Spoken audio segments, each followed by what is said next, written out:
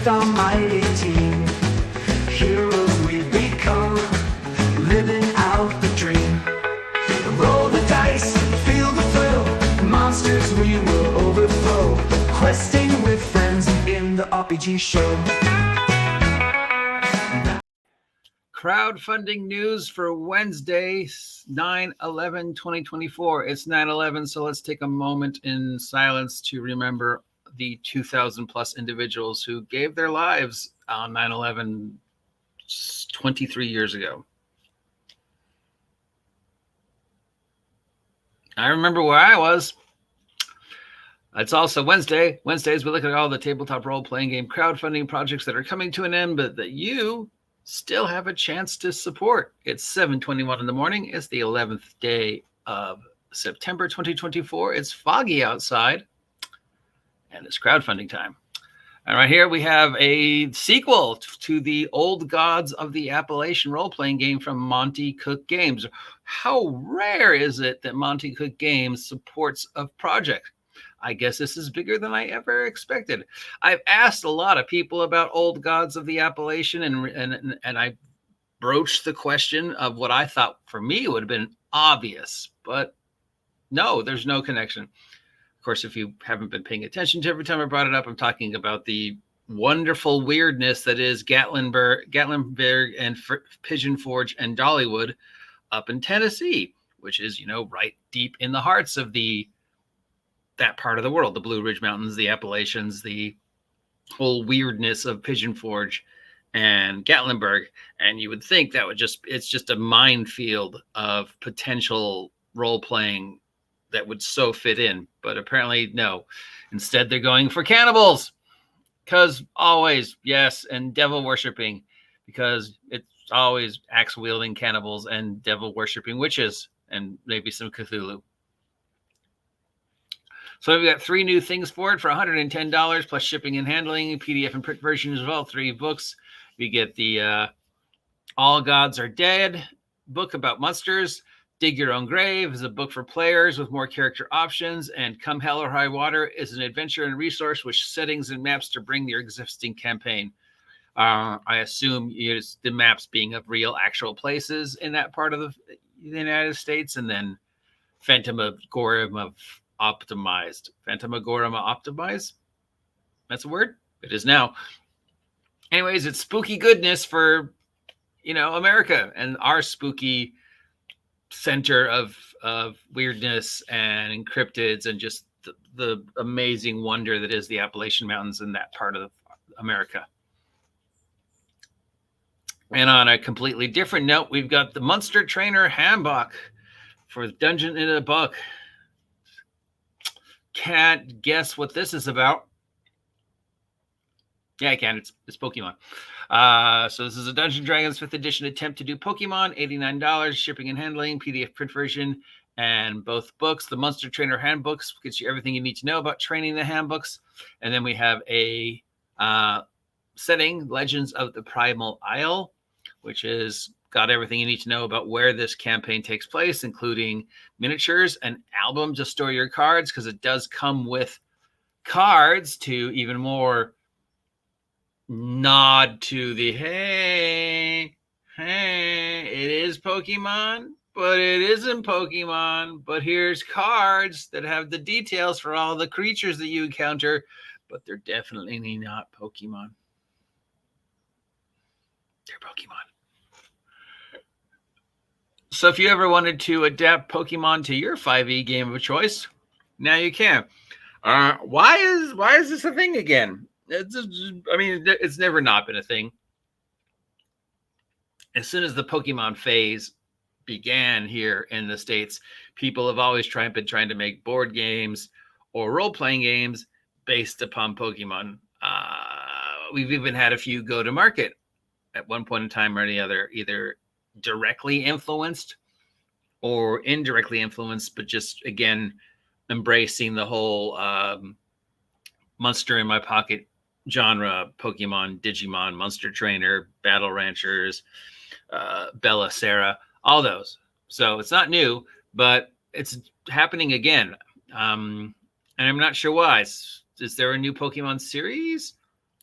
Is there a new Pokemon Run game? Is there a new Pokemon Run on cards? What is this tying into? Or is this just the collective unconsciousness gestalt that is once again just cycling through, and a bunch of individuals at the exact same time went, hey, Pokemon role-playing game will work this time, right? From IO Publishing, we have Fiendish Forge, Fearsome Bosses, and Monsters items for $5e. $60 is the most popular pledge. Gets you print versions of both book plus the PDF of both book. It's monsters, bosses, creatures, magic items, more monsters, crafting items with monster parts. Remember, when in doubt, make a monster book. I know I did. From Scoundrel Game Labs, we have Treasures from the Astral Forge for Dungeons & Dragons 5th edition. $25 for the PDF. 160 new magic items, all themed around the weirdness of the outer planes, such as the Astral Sea, the Earthreal Plane, the Plane of Chaos, the Plane of Entropy, the Plane of Tuna Fish Sandwiches, the Room with a Moose. So if you want your magic items to have a little bit more extra planar googly woogly attached to them, now you can. Miami 86 role-playing game from Archmage Asperian. This is a D20 OSR type game, OGL type game. It's $49 for shipping and handling for a print version of the book, character sheets, box sets, dice, pencils. This is the first pencils. I assume they have the name of the game on it, and PDF.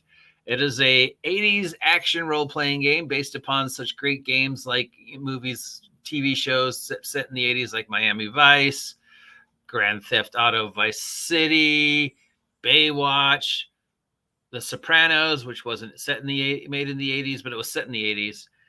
The Shield, Breaking Bad, Longmire. So just, that Miami Vice style of gritty crime dramas that was so prevalent in the 80s, Magnum PI, stuff like that. So this is like the third or fourth game that I've seen come out embracing this genre again. I mean, 80s nostalgia is never going away. We all love to nostalgicize over the 80s for some reason, but this particular 80s action, 80s vigilante action, I don't really get it, because this is another one that the gestalt is just sort of fed in, because I know Wretched did one. I know Ed from Era's doing one. These guys did one. There's somebody else doing one. Why? Or is there that many people who have cried out for a game that allowed them to replay the Miami Vice style, Grand Theft Auto style of, I don't know, is there? Because I always question where these come from and why they always sort of happen at the exact same time. Like, we'll get a lot. I mean, like, some of them are obvious, right? Some of them are obvious. Like, popular film comes out, and a lot of people want to milk popular films popularity, so they make games that sort of try and inspire or feed off of or emulate that popular film or TV show. So you'll see 4 or 5 games that all come out about the exact same time that all try to feed off of the popularity of said TV show movie. So those make sense. Also seasonal, like, when we see a lot of spooky games around this time of year because it's Halloween. So of course that makes sense. But then you get this and you're like, well, I don't get it. Because I can't think of any time ever at any role-playing table I've been when we were like, hey, could we not play D&D tonight and play a Miami Vice themed game instead? I really want to drive a car over a truck and crash into a building. I mean, I'm not saying it didn't happen. I'm just saying it's unusual. But I wish them all the luck.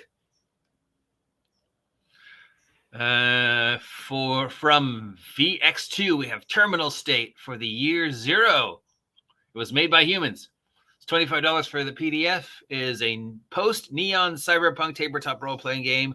Takes cyberpunk concepts, forgoes the 1980s aesthetics, and leans into a near tomorrow where, since it's cyberpunks, the corps have gone hyper and they're in charge. Money isn't as important as rep. You want to get famous as you tear the system down because you want the world to know it was you.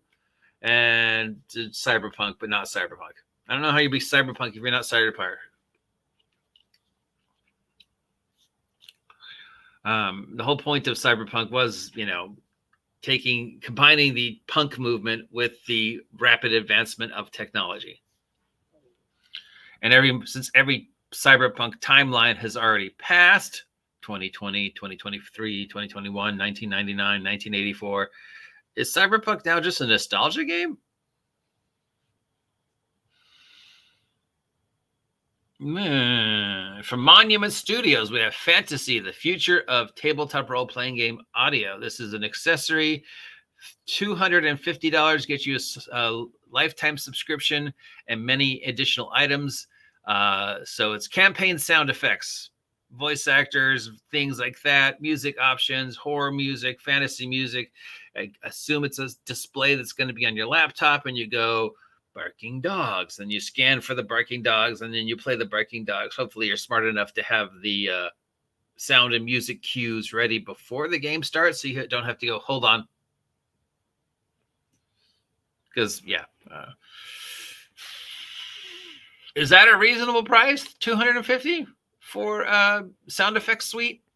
I suppose it depends on how easy it is to use. But okay. Does it come with anything else, or just the sampler? And that's it. I'm curious to know more about this. I love cyberpunk, but I also kind of think its time has come. But I love year zero, so sure. I just spent like 5 minutes talking about this. Okay, sure. Why not? And then this is the one I'm most curious about. But, because A, it takes place in America. B, it takes place in a part of America that is just unbelievably fascinating. We talk about the American Old West a lot, but we talk about the coast, but there's a whole other history and mythology that runs through that part of the States and the weirdness it generates. And you got, Pigeon Forge, Gatlinburg, places like that. So spooky mix spookiness. That's it for the tabletop role-playing game product Kickstarters that are coming to an end. Links down below for all the ones I mentioned. I'm trying a new format. Let me know what you think. Until next time, see ya.